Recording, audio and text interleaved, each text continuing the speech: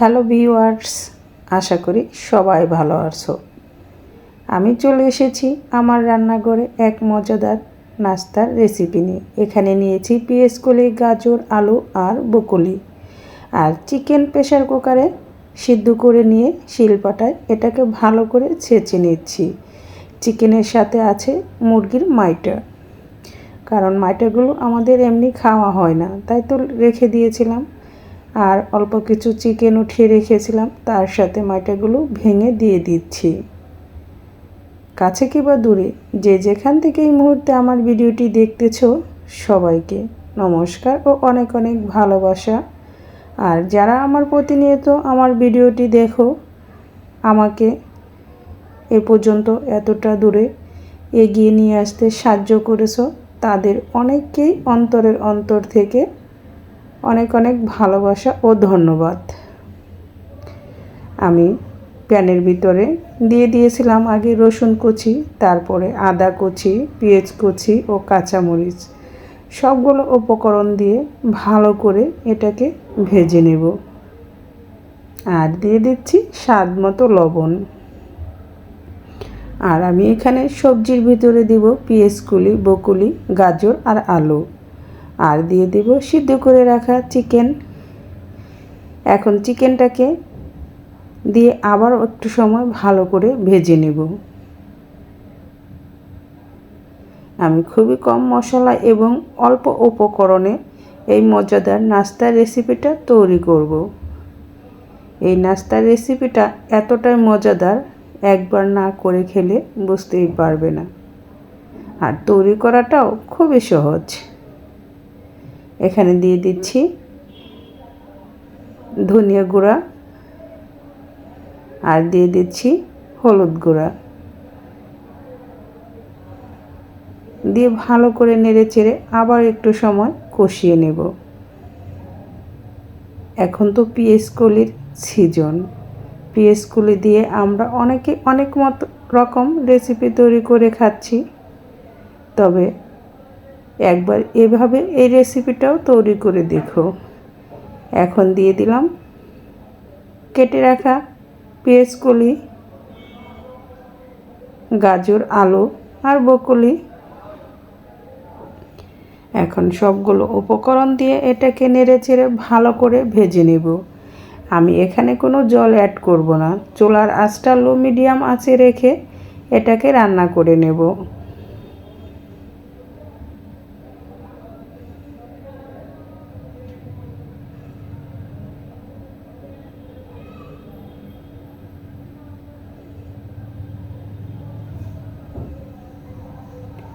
কারণ এই সবজি থেকে যে জল উঠবে সেটাই সিদ্ধ হয়ে যাবে। চলে আসলাম একটা ডো তৈরি করার জন্য। এখানে দেখতেই পাচ্ছ আটা লেখা, এটা আমাদের রেশনের আটা, 5 কেজি ব্যাগ। এটা কেটে একটা কন্টেনারে এখন ঢেলে নিচ্ছি।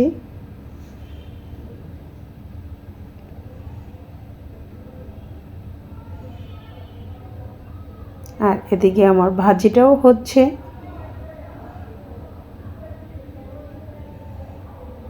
আর ভাজিটা হতে হতে এদিকে আমি একটা ডো তৈরি করে নেব আটা দিয়ে।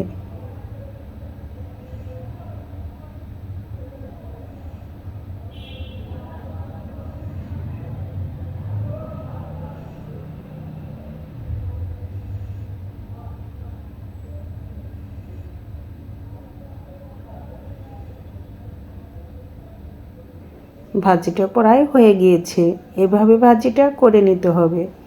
এখন চলে এসেছি একটা ডো তৈরি করতে। আমি একটা বাটির ভিতরে পরিমাণ মতো আটা নিয়ে নিচ্ছি, আর নিয়ে নিচ্ছি স্বাদ মতো লবণ, আর নিয়ে নিব 1 টেবিল চামচ চিনি ও কালো জিরা, আর দিয়ে দিব 2 টেবিল চামচ তেল। এই তেল দিয়ে আটাটাকে ভালো করে ময়াম দিয়ে নিব। এই ময়ামটা যত ভালো হবে, ডোটা ঠিক ততটাই সুন্দর হবে।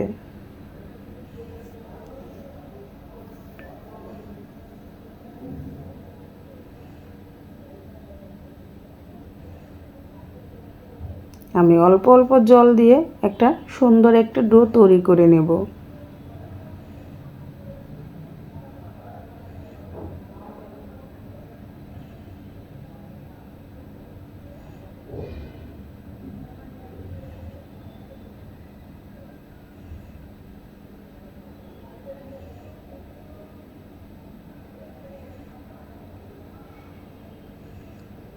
এভাবে একটা সুন্দর স্মুথ ডো তৈরি করে নিয়ে আধা ঘন্টা রেস্টে রেখে দেব। কিন্তু আমি আধা ঘন্টা রেস্টে রাখিনি, তোমরা চাইলে এটা আধা ঘন্টা রেস্টে রাখতে পারো। কারণ আমার হাতে সময় খুবই কম ছিল, তাই তো আমি 10 মিনিটের মতো রেখে এটাকে আবার হাতের সাহায্যে ভালো করে একটু সফট করে ছেনে নিলাম। আর এদিকে ভাজিটা হয়ে গিয়েছে।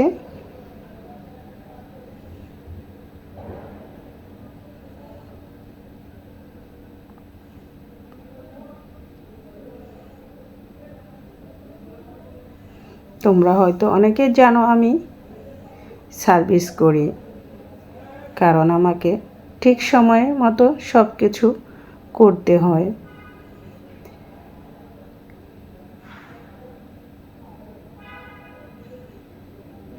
আর যারা আমার ভিডিও দেখো, জানি না কে কতটুক দেখো, যার যতটুক ইচ্ছে ততটুক দেখো, কিন্তু আমি যার ভিডিও দেখি ফুল ওয়াচ করি।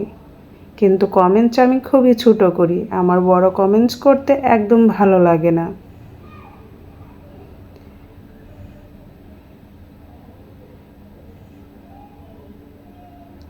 আমি এখন এখানে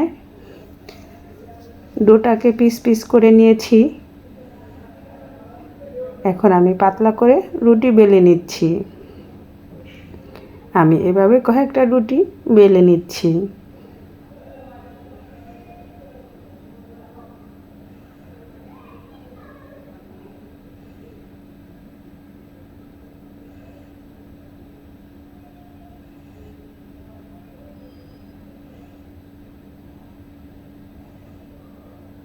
এভাবে আমি কয়েকটা রুটি বেলে নিয়ে তারপরে তৈরি করে নিব মজাদার একটা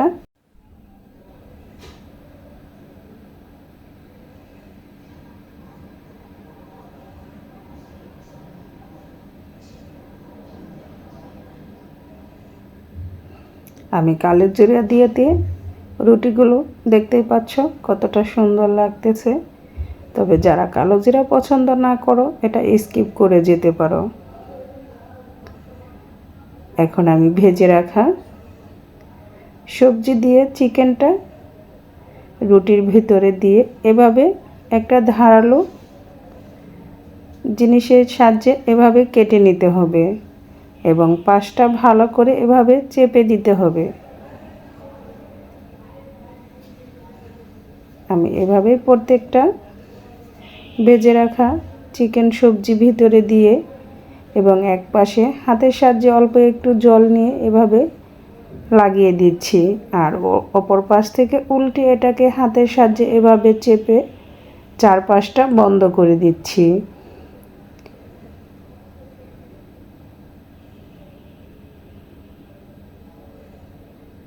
আর তারপরে বন্ধ করে দেওয়ার পর এভাবে আমি কেটে নিচ্ছি। তোমরা চাইলে অন্যরকম শেপ দিয়েও এটা তৈরি করে নিতে পারো, তবে আমার এরকম ভালো লেগেছে, আমি এই শেপটা দিয়েই করে নিলাম। আমাদের এদিকে এটাকে চিকেন পাকন পিঠা বলে। এটা শুধু চিকেন দিয়েও করা যায়, তবে আমি এটা এর সাথে একটু সবজি অ্যাড করেও করেছি। আমি সবগুলো তৈরি করে নিয়েছি। এখন চলে আসলাম আমি আমার চুলার কাছে।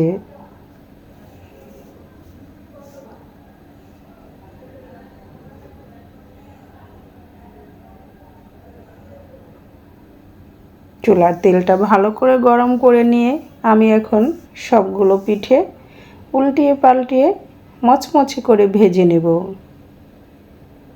গরম গরম এই ঝাল চিকেন পিঠাটা খেতে খুবই মজাদার।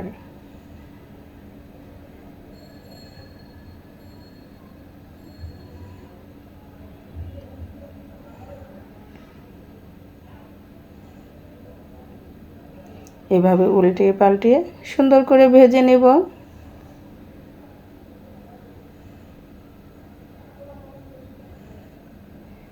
যাদের বেবিরা সবজি খেতে চায় না তবে এভাবে চিকেন দিয়ে সবজি দিয়ে ভেজে এরকম পিঠে তৈরি করে দিলে ছোট থেকে বড় সবাই চেটেপুটে খাবে।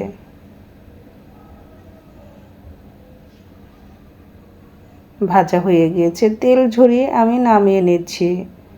আমি আবারও দিয়ে দিলাম সবগুলো পিঠেই একই প্রসেসে আমি ভেজে নেব।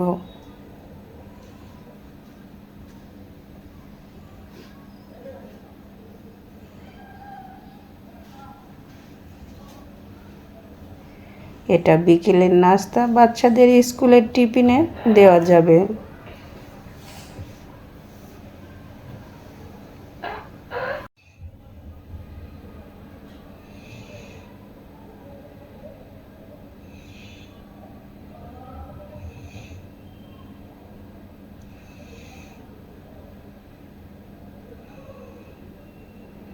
সবগুলো পিঠে আমি এভাবে ভেজে নিলাম।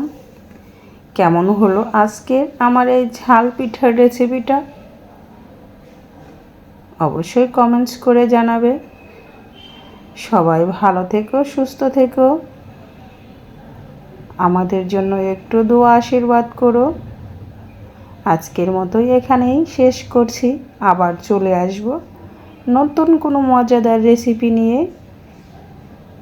তাহলে তোমরা সবাই ভালো থাকো, সুস্থ থাকো, টাটা, আবার দেখা হবে।